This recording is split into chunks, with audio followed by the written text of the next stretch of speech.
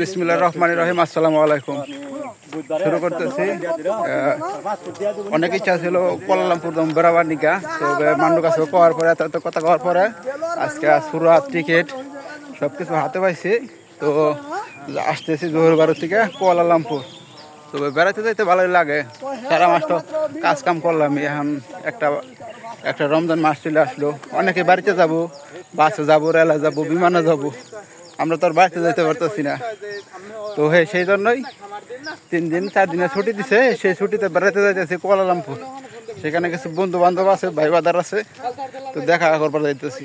তো যারা যারা কেএলসিসিতে আসো, যেমন কেএলসিসি, পুত্রাজান মসজিদ, মানুষের 10টার মধ্যে একটা, যেমন গ্যান্টিন হাইল্যান্ড, 3-4টা জায়গার মধ্যে ঘুরে ফিরা পরে ব্যাক করবো বুধবার দিন ব্যাক করবো ইনশাল্লাহ।